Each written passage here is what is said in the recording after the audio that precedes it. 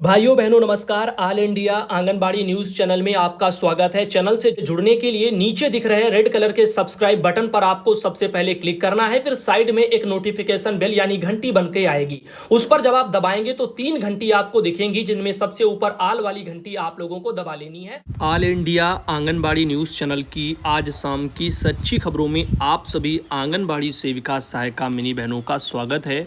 आइए वीडियो को पूरा देखते हैं और जानने का प्रयास करते हैं कि इस वीडियो में क्या क्या खबरें लगी हैं।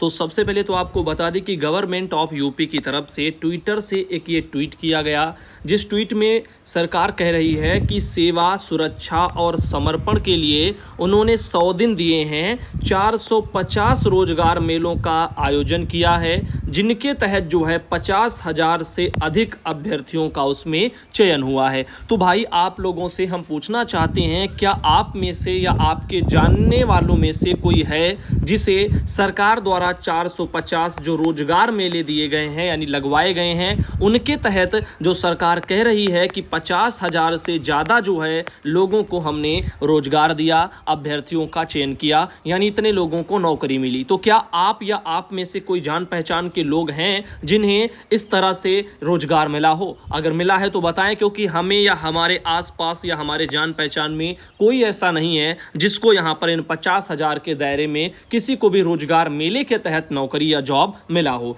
इधर सरकार कह रही है 100 दिन योगी सरकार के ये 2.0 के हैं, जिनमें इनका कहना है सेवा मित्र जो पोर्टल है 5,000 कुशल कामगारों के पंजीकरण का लक्ष्य इस पर रखा गया था। 24 जून तक 7,000 से ज्यादा कुशल जो है यहाँ पर कामगारों का इस पोर्टल पर पंजीकरण कराया गया है। तो लक्ष्य से कहीं ज्यादा जो है लोगों का इस पर जो है पोर्टल पर कामगारों का पंजीकरण हो चुका है। साथ ही इनका कहना है सेवा योजन जो विभाग है 6 महीने का लक्ष्य 100 दिन में पूरा होने का यहाँ पर दावा वो कर रहे हैं। यानी जो ये लक्ष्य आप देख रहे हो कि 50,000 से ज्यादा लोगों को जो है यहाँ पर एक तरह से रोजगार, ऐसा इनका लक्ष्य कितने महीनों का था? 6 महीने का था, लेकिन सरकार ने इसको 3 महीने में पूरा कर लिया। यानी अगर मोटा मोटा आंकड़ा लगाएं तो 3 महीना 10 दिन के हिसाब से सरकार ने इसको पूरा कर लिया, यानी आधे जो है समय में इसको पूरा कर लिया। अब इनका कहना है कि सेवा योजन विभाग ने समय से पहले लक्ष्य पूरा कर लिया है और लक्ष्य से ज्यादा रोजगार मेलों का आयोजन किया गया है और इनमें लक्ष्य से ज्यादा जो है युवाओं को भी काम मिलेगा। साथ ही साथ दावा है कि 6 महीने की कार्ययोजना का जो लक्ष्य था उसे 100 दिन में पूरा कर लिया गया और 90 रोजगार मेलों का आयोजन करके 25,000 अभ्यर्थियों के चयन का लक्ष्य तय था। इसमें 450 से अधिक रोजगार मेलों का आयोजन हुआ और 50,000 से ज्यादा का यहाँ पर चयन हुआ। इस तरह से चीजें हैं। करियर काउंसलिंग के बारे में लिखा है कि इस अवधि में 600 करियर काउंसलिंग कार्यक्रम का करने का लक्ष्य रखा था, जबकि 988 से ज्यादा काउंसलिंग कार्यक्रम भी आयोजित किए गए हैं। इनमें 50,000 प्रतिभागियों ने हिस्सा लेने का अनुमान था, जबकि 83,963 से ज्यादा लोगों ने भागीदारी की है। तो इस तरह से एक जानकारी यूपी से निकल के आ रही है, जिस संबंध में मैं पूछना चाहता हूं कि आप में से वीडियो देखने वाले भाई बहनों, क्या आप या आपके गांव क्षेत्र में या आपके रिश्तेदारों में क्या कोई है ऐसा जिसको सरकार के इस जो है कार्यक्रम के तहत, रोजगार मेले के तहत जो है चयन हुआ हो, जॉब मिला हो? इधर बात करते हैं उत्तराखंड के देहरादून की, और उत्तराखंड के देहरादून में आंगनबाड़ी बहनों की जो समस्या है वो मानदेय की बनी हुई है। मानदेय न मिलने से आंगनबाड़ी कार्यकर्ता बहनें वहां पर नाराज हैं। मांगे पूरी न होने पर बहनों ने आंदोलन की चेतावनी भी दी है। तो आइए इस खबर को थोड़ा हम लोग देख लेते हैं और बहनों की आवाज को उठाने का प्रयास करते हैं। वहीं पर उत्तर प्रदेश में भी आपको पता है जून महीना जो आप लोगों का, इसका भी मानदेय अभी नहीं आया है। विभाग से चाहूंगा कि जल्द से जल्द जो है मानदेय जून महीने का जो कि जो लगना चाहिए, क्योंकि हर महीने जो है पिछले महीने का जो मानदेय होता है वो प्रथम जो है सप्ताह के अंदर आ जाना चाहिए। साथ ही साथ मानदेय न मिलने से आंगनबाड़ी कार्यकर्ता सेविका मिनी, इनके जो संगठन है उन्होंने नाराजगी जो है यहाँ पर जताई है। साथ ही सरकार से 15 दिन के भीतर मांग पर सकारात्मक कार्रवाई की मांग भी की है और इसके बाद भी मांग पर अगर कार्रवाई नहीं हुई तो बहनें फिर वहां पर आंदोलन करेंगी। बुधवार को यहाँ पर लैंसडॉन चौक पड़ती है, वहां पर होटल में पत्रकारों से बातचीत करते हुए संगठन की केंद्रीय प्रभारी सुमित जो है थपयाल वगैरह ने कहा है कि लंबे समय से आंगनबाड़ी कार्यकर्ता को मानदेय न मिलने से उनकी आर्थिक स्थिति जो है वो खराब हो गई है। इसके अलावा ग्राम सभा में किराए पर संचालित हो रहे आंगनबाड़ी भवन का बजट भी जारी नहीं किया गया है। साथ ही साथ आप देख रहे हैं कि आंगनबाड़ी में बच्चों को वितरित किए जाने वाले जो पौष्टिक आहार हैं उनको कार्यकर्ता को केंद्र तक पहुंचाना पड़ता है और सुपरवाइजर के खाली जो पद हैं उन पर नियुक्ति का जो है शासनादेश नहीं निकाला गया है और केंद्रों को प्री प्राइमरी किए जाने, कार्यकर्ता का मानदेय बढ़ाए जाने, शासनादेश ये सब निकाले जाएं और कहा है कि मांगों को लेकर के शासन सरकार के प्रतिनिधियों इनके चक्कर जो है काट चुके हैं। इस मामले में मुख्यमंत्री पुष्कर सिंह धामी को भी कई बार अवगत कराया जा चुका है, बावजूद इन चीजों के बहनों की समस्याओं का समाधान नहीं हो पा रहा है, तो विभाग इस बारे में थोड़ा संज्ञान ले। तो आप देख रहे हैं उत्तराखंड में भी सुपरवाइजर जो खाली पद पड़े हैं उनको भरने के लिए भी बहनें प्रयासरत हैं और यूपी में आपको पता है सीधी भर्ती के तहत जो है आप लोगों के आवेदन 3 अगस्त से स्टार्ट हो जाएंगे और जिसमें पीटी अनिवार्य कर दिया गया है। सारी चीजें पिछले वीडियो में चर्चा हो चुकी हैं, जिन्होंने नहीं देखा है तो उसमें वो देख सकते हैं यूपी में सुपरवाइजर भर्ती के लिए। साथ ही साथ देखिए इनका कहना है कि बावजूद कोई कार्रवाई नहीं हुई और कहा है कि 15 दिन के भीतर मांग पूरी नहीं की गई तो प्रदेश भर में उग्र आंदोलन किया जाएगा। इस मौके पर जो है जो आपकी संगठन की अध्यक्ष हैं रेखा नेगी जी वो भी उपस्थित रही हैं। साथ ही साथ अगर हम बात करें अगली एक जानकारी की तो हमारे पास जो अगली जानकारी है वो उत्तर प्रदेश से आ रही है।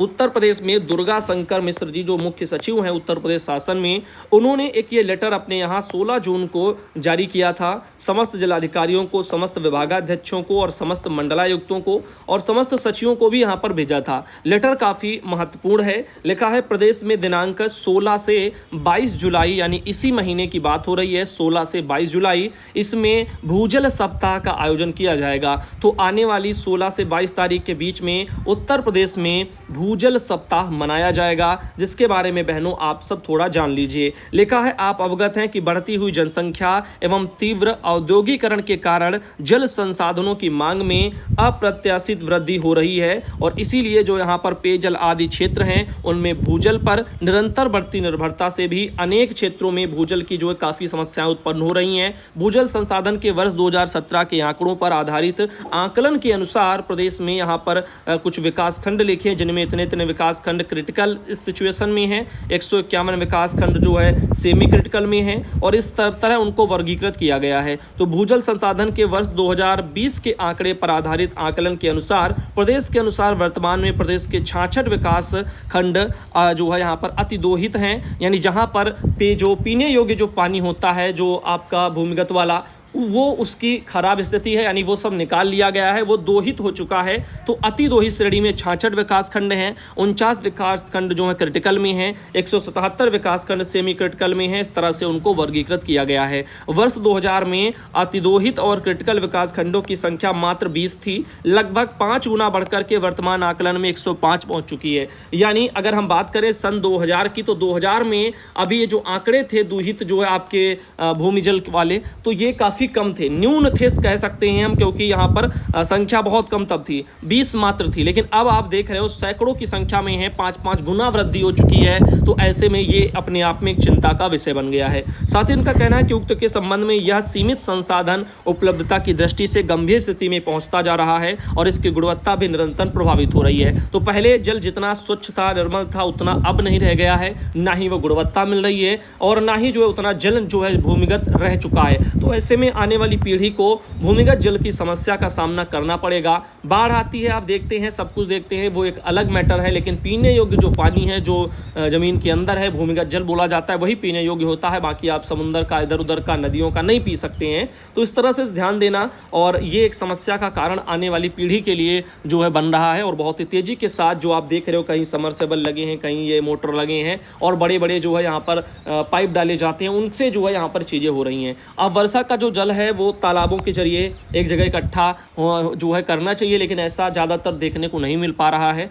तालाब भी हैं तो उनमें गहराइयाँ नहीं है उतनी उस लेवल की जिसमें पानी इकट्ठा हो सके, और या उस लेवल पर बरसातें भी अब नहीं हो पा रही हैं। तो कई सारे कारण हैं जो है यहाँ पर कम वर्षा के कारण या फिर ज़्यादा जो है पानी बर्बाद होने के कारण इस तरह की समस्याओं का सामना करना पड़ता है। तो आप सबसे भी यही कहना है कि पानी को ज़्यादा बर्बाद ना करें, जितना आपको ज़रूरत हो सिर्फ उतना यूज़ करें, कम से कम यूज़ करें। इस तरह से आप लोगों को अगर जो है ध्यान देना हो तो भी जो आगे वाली पीढ़ी को इस तरह की समस्याओं का सामना ना करना पड़े। इधर जिला कार्यक्रम अधिकारी यानी कि डीपीओ 5 जुलाई को डीपीओ ने अभी एक ये लेटर जो है आगरा जिले के डीपीओ ने निकाला है और अपने आगरा जिले में जो भी सीडीपीओ लोग हैं उनको भेजा है, जिसमें उन्होंने कहा भी है कि 16 से 22 जुलाई के बीच में भूजल सप्ताह का आयोजन किया जाएगा और इसके लिए आदेश दिए गए हैं। मुख्य विचार बिंदु है जन जन तक जल पहुंचाना और जल संरक्षण अपनाना। साथ ही यहाँ जो है इसका एक मुख्य विचार बिंदु रखा गया है। तो मुख्य विचार बिंदु क्या है? जन जन तक जो है जल पहुंचाना और जल संरक्षण अपनाना। तो जल का पहली बात देखो पहुंचाना भी ठीक है, जहां जिनके पास पानी नहीं है, प्यासे हैं, वहां पानी पहुंचाना भी सरकार की प्राथमिकता है, लेकिन यहां पर उस जल का संरक्षण करना ये हर नागरिक की भी प्राथमिकता है। तो जल को बर्बाद न करें। इधर आप देख रहे हैं यहाँ पर 16 से 22 जुलाई के बीच में भूजल सप्ताह का आयोजन होगा। फोटोग्राफ्स भी आप सबको अपने विभागीय ग्रुपों में कार्यालयों को भेजी जाएंगी। तो इस तरह से ध्यान देना, जो भी स्कूल कॉलेज हैं, शैक्षिक संस्थान हैं, इन सब की सहभागिता से ये कार्यक्रम मनाया जाएगा। तो यहाँ पर 16 से 22 जुलाई के बीच में भूजल सप्ताह के लिए आप सब बहनें तैयार हो जाएं। इधर शशि शर्मा बहन आती हैं आगरा से और आगरा से उन्होंने एक जानकारी भेजी थी। साथ ही साथ अगली जो जानकारी है उत्तर प्रदेश के मुरादाबाद से आ रही है और मुरादाबाद में स्वच्छ भारत मिशन के तहत अब यूपी के हर परिषदीय स्कूल और आंगनबाड़ी केंद्र में शौचालय बनेगा। इस पर यहाँ पर चर्चा हो रही है। तो आइए इसके बारे में भी थोड़ा संज्ञान ले लेते हैं। जैसा कि आप देख पा रहे होंगे ये 29 जून को जागरण में एक खबर प्रकाशित हुई थी और ये उसी के आधार पर चीजें हैं। तो अब शौचालय बनेगा, जिसके बारे में बताया जा रहा है कि स्वच्छ भारत मिशन के तहत आंगनबाड़ी केंद्रों में भी शौचालय बनाए जाने का काम तेजी से चल रहा है। मार्च माह तक 2050 यानी आंगनबाड़ी केंद्रों में शौचालय का इनमें निर्माण कराया जा चुका है। यानी 2050 तक यहाँ पे लक्ष्य रखे गए हैं। 2050 आंगनबाड़ी केंद्रों में शौचालय का निर्माण। तो अभी ये टोटल उनके जिले के आंगनबाड़ी केंद्र हो सकते हैं। ये लक्ष्य नहीं है इनका 2050 सन वाला नहीं है, ये संख्या है आंगनबाड़ी केंद्रों की जहां पर जो है ये बने हैं। तो बता रहे हैं कि जिले की हर आंगनबाड़ी केंद्र में शौचालय का निर्माण होना है। इसके अलावा 1313 शौचालय परिषदीय स्कूलों में बने हैं और ग्रामीण क्षेत्र में 26 ग्रामीण स्वच्छता बाजार स्थापित भी यहां पर हो चुके हैं। इस तरह से इस पर भी बातें हो रही हैं। इसके अलावा अन्य सार्वजनिक स्थानों पर भी शौचालय की स्थापना कराए जाने का काम चल रहा है और जिला पंचायत राज अधिकारी जो आलोक कुमार है उन्होंने कहा है कि स्वच्छ भारत मिशन के तहत व्यक्तिगत शौचालय बनवाने के लिए ऑनलाइन आवेदन किया जा सकता है। विकास खंडों से सत्यापन होकर आने के बाद लाभार्थी के खाते में धनराशि दी जा रही है। इसके अलावा जो लोग शौचालय की मरम्मत कराना चाहते हैं वह ऑनलाइन आवेदन कर सकते हैं। तो बहुत बढ़िया सिस्टम है यहाँ पर। इस पर भी आप लोग चाहें तो जो है थोड़ा बहुत विचार कर सकते हैं। साफ शब्दों में इनका कहना है कि जो लोग जो है अपना जो है विकास खंडों में ये क्या लिखा है यहाँ पर बात करते हैं। इनका कहना है कि व्यक्तिगत शौचालय कोई बनवाना चाहता है तो उसके लिए ऑनलाइन आवेदन कर सकता है। यानी व्यक्तिगत यानी स्वयं का खुद से व्यक्तिगत, तो व्यक्तिगत करना चाहता है तो यहाँ पर ऑनलाइन आवेदन कर सकता है और विकास खंड से सत्यापन होगा वो। उसके बाद लाभार्थी के खाते में पैसा आएगा। या मरम्मत भी कराना कोई चाहे तो मरम्मत भी हो जाएगी, ऑनलाइन उसके लिए भी आवेदन होते हैं। तो आप अपने अपने वहाँ इसको पता कर लो। अगर कोई करवाना चाहता हो व्यक्तिगत रूप से तो वो भी चीज़ें हो जाएंगी। तो फिलहाल के लिए आज का वीडियो हम यहीं